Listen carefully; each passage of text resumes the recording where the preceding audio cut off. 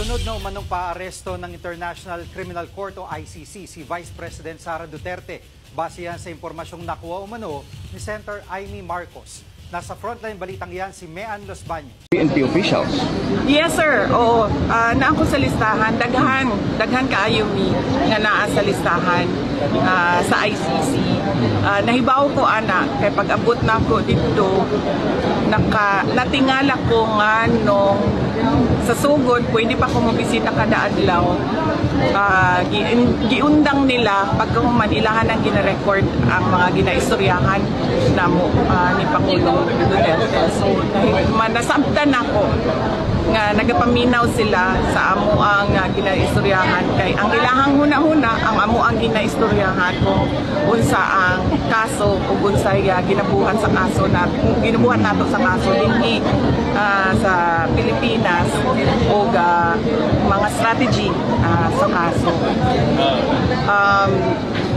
Dili lang ako, layo pa ang pangalan dito. Ang nauna nga mga pangalan dito mao kay Senator Bato de la Rosa, kay katong dating Chief Albayalde, ang katong dating Police General si Danao o Police General si Karamat.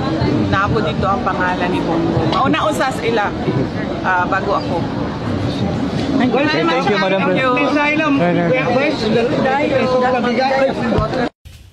May impormasyong nakuha si Senadora Amy Marcos na posibleng ipaaresto na rin daw ng International Criminal Court o ICC si Vice President Sara Duterte. There are also allegations that several weeks ago, a draft was mooted involving a warrant of arrest of 5 police officers, including Senator Ronald Bato de la Rosa. Of late, there has been a rumor, once again, that the Vice President will in fact be issued by the ICC a warrant immediately. Tumanggi ang senadora na pangalanan ang kanyang source. Nitong linggo, sinabi ni VP Sara na nakarating na rin sa kanya ang bali-balitang ipaaaresto siya. Oo, na ako sa listahan, daghan kaayo mi nga naa sa listahan sa ICC. Kung ipaaresto man daw si VP Sara, tiniyak ni Senator Amy na haharangin niya ito. Muli niyang iginiit na walang jurisdiksyon ng ICC sa Pilipinas. Samantala, ibinunyag din ng senadora ang umano'y master plan ng gobyerno para pabagsakin ang mga Duterte. Yan daw ang lumabas sa pagdinig ng Senado kaugnay sa pag-aresto sa dating Pangulo. Ang lahat daw ng ito nakasaad sa dokumentong pinamagatang Mid-Election Final Campaign Sprint Action Plan ng kaalyado ng administrasyon na lakas CMD. Ang pag-aresto at pagsuko kay dating Pangulong Rodrigo Duterte sa ICC ay klarong may motibong politikal. Maliwanag ang pag-aresto kay dating Pangulo ay bahagi ng malawakang pagsisikap ng gobyerno na pabagsakin ang mga Duterte bago mag-2028 election pa. Nilinaw naman ni Senator Amy Marcos na hindi pa pinal na committee report ang inilabas niyang findings. Gayunman, kasama na rin dito ang kanyang rekomendasyon na paimbestigahan sa ombudsman ng ilang opisyal ng gobyerno na may partisipasyon sa pagpapaaresto kay dating Pangulong Duterte. Hindi pa rin daw tapos ang pagdinig ng kanyang komite. Hindi naman ikinagulat ng Malacanang ang mga pahayag ni Senator Amy. Hindi na po siguro kataka-taka kung ganyan po ang kanyang magiging panuran, kanyang opinyon. Bago pa naman po siguro nag-hearing ay makikita na po natin kung saan ba ang gawi ni Senator Amy Marcos. Of course, ang palasyo dinideny kung ano man ang kanyang opinyon. Si Pangulong Bongbong Marcos maikli ang sagot sa pahayag ng kanyang ate.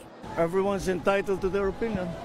I disagree. Nagbabalita mula sa Frontline, Mean Los Baños, News 5. Matagal ko nang sinabi, hindi talaga nakakalimot si VP Sara sa mga taong gumawa ng hindi maganda sa kanya. See?